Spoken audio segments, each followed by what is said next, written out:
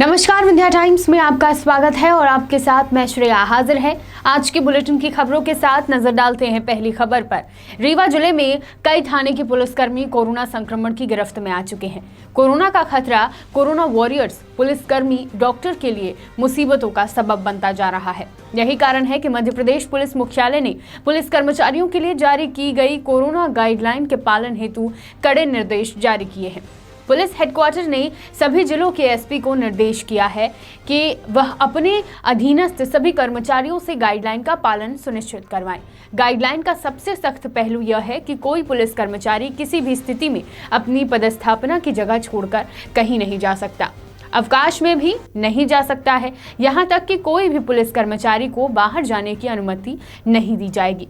मध्य प्रदेश में आईपीएस से लेकर कांस्टेबल रैंक के अधिकारी कर्मचारी की 1.5 लाख की पुलिस मुख्यालय ने अपने पत्र में लिखा है कि मुख्यालय के द्वारा जारी की गई गाइडलाइन का पुलिसकर्मी पालन नहीं कर रहे हैं।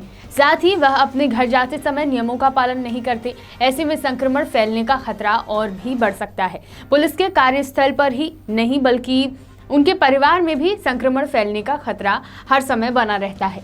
मुख्यालय ने हिदायत दी है कि सभी पुलिसकर्मी जारी हुए गाइडलाइन का पालन सुनिश्चित करें। कोविड-19 का जब से महामारी घोषित किया गया है, पुलिस मुख्यालय निरंतर सक्रिय होकर अपने सभी कार्य करने वाले सभी अधिकारी कर्मचारियों को निरंतर नए तरह के दिशा निर्देश और नई तरह की चीज़ें जो भी कोविड-19 को लेकर आती रहीं, पुलिस मुख्यालय लगातार सबको अलर्ट करता रहा है और अंततः जो है लोगों को सही तरीके से लगातार इस बारे में जागरूक करने के उद्देश्य से पुस्तिका का भी उसके द्वारा प्रकाशन किया गया है, जिसमें सभी पूर्व निर्देशों को कंपाइल करते हुए और बेहतर तरीके से और विस्तृत तरीके से कोविड-19 से बचने के उपाय बताए गए हैं। कारण क्या है कि कई बार अपराधी ऐसा भी होता है कि पुलिस के सामने अपराधी गुजर रहा होता है और पुलिस वाले के पास इतना वक्त नहीं होता है कि पीपीई किट पहने। कई बार जो है मास्क जो है सही तरीके से लगा भी नहीं पाता अपराधी को पकड़ने में। लेकिन इस सब चीज़ों को देखते हुए तमाम तरह के निर्देश दिए गए हैं और पुलिस का कार्य ऐसा है भी कि कई बार हम तमाम सावधानियों के बावजूद किसी को पकड़ के लाते हैं, लेकिन वह व्यक्ति जो है कोरोना पॉजिटिव निकल जाता है और उसमें कई लोग होते हैं, जैसे समान थाना प्रभारी पॉजिटिव निकले, लेकिन उनके संपर्क में हमारे सीएसपी आए थे, वो पॉजिटिव नहीं निकले। ये निरंतर जारी रहे, सावधानी बरतने की ज़रूरत है। हम भी लगातार थाना प्रभारी थानों में जाकर लोगों को भी आपस में भी सोशल डिस्टेंसिंग के लिए निर्देशित कर रहे हैं और उस पुस्तिका के प्रत्येक बिंदुओं का पालन करने के लिए प्रेरित कर रहे हैं। कोरोना काल में भी रीवा जिले में होने वाली आपराधिक घटनाएं पुलिसकर्मियों को झकझोर कर रख देती हैं, तो वहीं पुलिसकर्मियों पर आरोप भी लगाया जा रहा है। बीते दिन 3 तारीख को मनगवा थाना अंतर्गत मनिकवाड़ चौकी के पास 2 युवकों की निर्मम हत्या कर दी गई थी। परिजनों का आरोप है कि हत्यारों ने पुलिस की साठगांठ से साक्ष्य मिटाने का प्रयास किया। मामले में आज आक्रोशित परिजनों ने रीवा जिला मुख्यालय पहुंचकर मुख्यमंत्री के नाम ज्ञापन सौंपा है और न्याय की गुहार लगाई है। परिजनों का आरोप है कि पुलिस को हत्या के साक्ष्य प्राप्त हुए हैं, लेकिन पुलिस द्वारा लाश मिलने के पश्चात भी वस्तु स्थिति को देखकर घटना को दुर्घटना करार दिया गया। परिवार द्वारा आरोपियों के खिलाफ कई बार शिकायत भी दर्ज कराई गई। सेन समाज ने आरोप लगाया है कि सेन समाज पर लगातार स्थानीय लोगों के द्वारा अत्याचार किया जा रहा है। गांव के ही कुछ लोगों के द्वारा समाज के लोगों को प्रताड़ित भी किया जा रहा है। इसके साथ ही भविष्य में ऐसी घटना की आशंका हमेशा बनी रहती है और ये पूरी साजिश है। इसमें कई संदिग्ध आरोपियों का संदेह है कि ये कई लोग मिल के 6-7 की संख्या में थे। हमने किसी को देखा नहीं करते, लेकिन हमको संदेह है कि ये मारा कहीं और गया है। इस छुपाने के तौर पर वहाँ पे फेंका गया, जबकि बाइक का तेल कोई चढ़ेगा और गाड़ी फिसल के गिरती है अगर नहर में, तो कोई तेल का पेट्रोल का पाइप नहीं बंद करता है स्विच। एक चीज़। दूसरी चीज़, स्विच की जो मेन स्विच की चाबी थी, उसमें चाबी भी बरामद नहीं हुई है बाइक में। और जहाँ पे हत्या इनकी की गई है वहाँ पे सर एक मुझे ढूंढने पर हाथ के कलाई की राखी मिली है, उसके हाथ की बधी है जो। और दूसरी चीज़ जो है तो बाइक के कांच के टुकड़े मिले हैं। और ब्लेड जहाँ से उसको लादा गया है, बाइकों में लाद के फेंकने का नियोजन किया गया, वहाँ से लेके और जहाँ फेंका गया वहाँ तक ब्लेड के पूरे सैंपल के कतार मिले हैं। तो इससे साफ साबित है कि उनकी हत्या की गई है। और ये साक्ष्य और मेरे साली का लड़का था, उसका पूरा मुंह और आँख में जब अगर लगता है, ऐसा साबित प्रतीत होता है कि उसको गोली से मारा गया, क्योंकि वो एक आँख नहीं थी, नाक नहीं था। तो अगर ऐसी घटना से उसकी मृत्यु होती तो आँख और नाक तो नहीं ख़त्म हो जाते शरीर के अंग। और आरोपी हमारा पड़ोसी ही है, शिवम तिवारी नाम का, उसके पिता का श्रवण तिवारी नाम है, जबकि कई 3-4 महीने से हमारा उसका विवाद चल रहा था। कई रिपोर्टें हैं, FIR हैं। तो पुलिस आज तक विवेचना नहीं की उसके संबंध में। हमने एसपी साहब को भी दिया, उसकी भी रिसीप्टिंग है हमारे पास, लेकिन न एसपी साहब उसमें कोई एक्शन लिए, न आज तक पुलिस कार्यवाही की। अब वो कई बार धमकी भी अभी भी दे रहा है, इसके बावजूद भी धमकी दे रहा है कि मैं अभी तो एक मारा हूँ, अभी शांत नहीं रहोगे तो और आगे होगा। इससे पूरा साबित होता है कि एक को अगर गिरफ्तारी हो जाए तो पता नहीं कि कितने उसमें ग्रुप में है, वो पूरे पर्दाफाश पुलिस कर सकती है। एक को कातिल को पकड़ लिया जाएगा तो पूरे वो अकेले तो किया नहीं, ये बात तय है, लेकिन कितने उसमें हैं तो सब सामने आ जाएंगे। कई आदमियों का मिली भगत है इसमें और सबका सहयोग से मारा गया, हमारे भाई की हत्या की गई।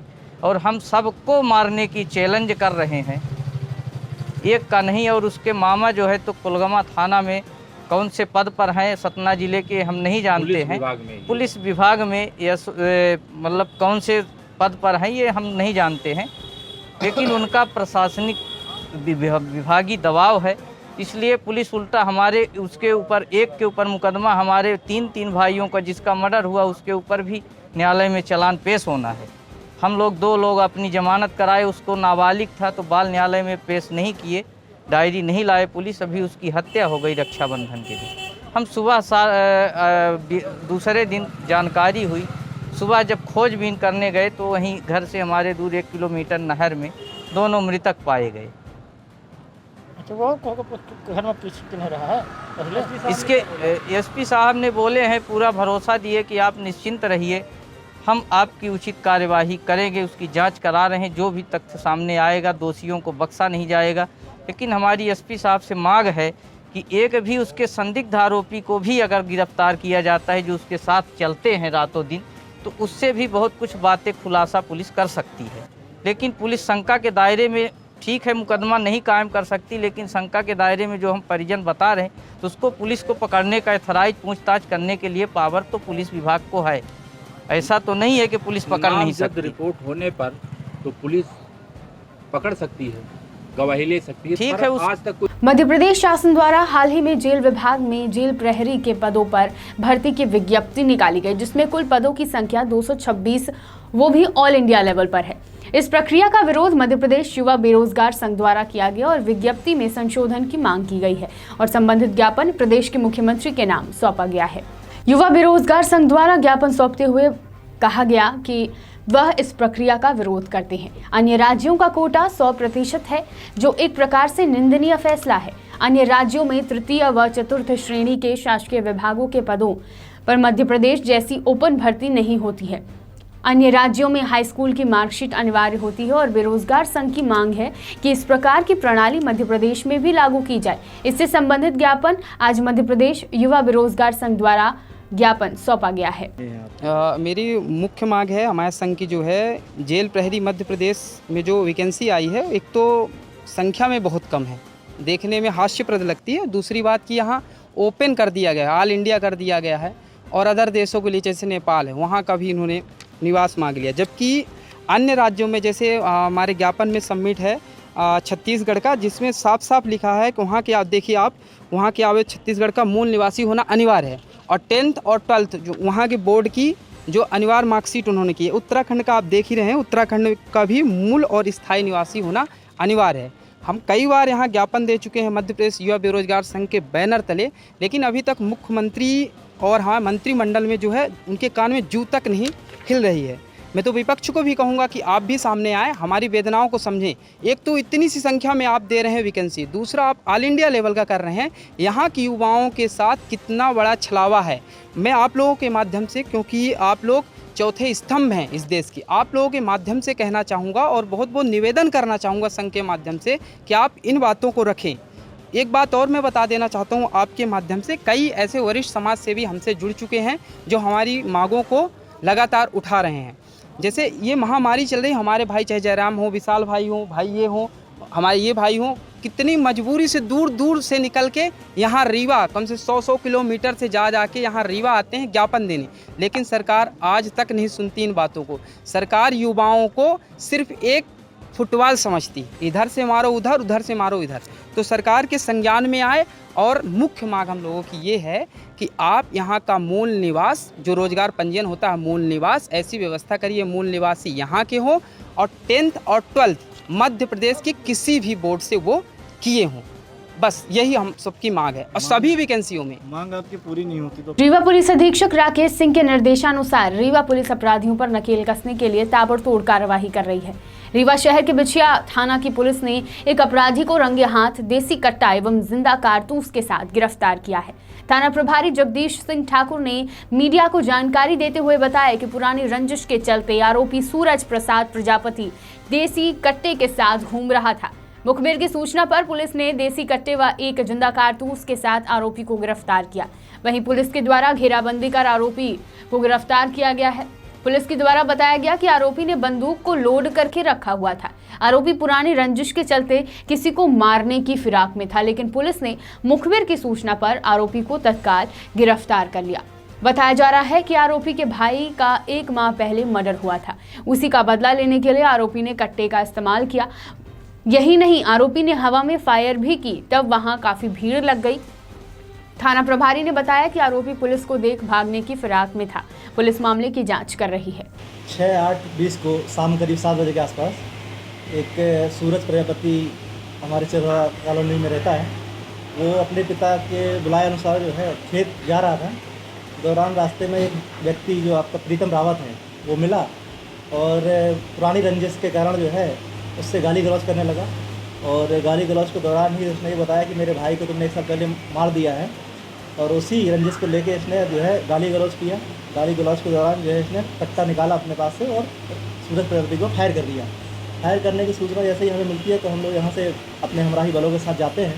देखते तो वहाँ बहुत बड़ी मात्रा में भीड़ एकत्रित थी और अपराधी जो है पुलिस को गाड़ी देखकर भागने लगा है। जैसे ही भागता तो एक हमारे साथ संजू मिश्रा है आरक्षक, बड़ी हिकमत अमली से जो है गए और उनने जो है उसको पकड़ लिया।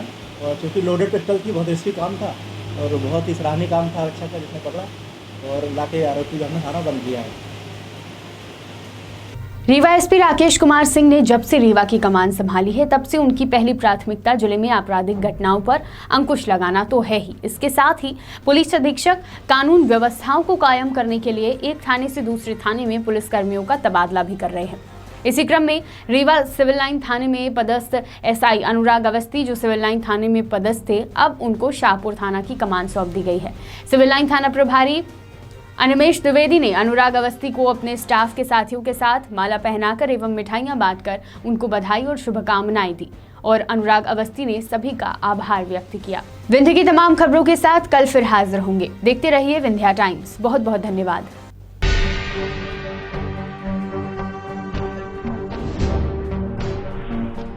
VT Bulletin sponsored by Uttam Singh Academy,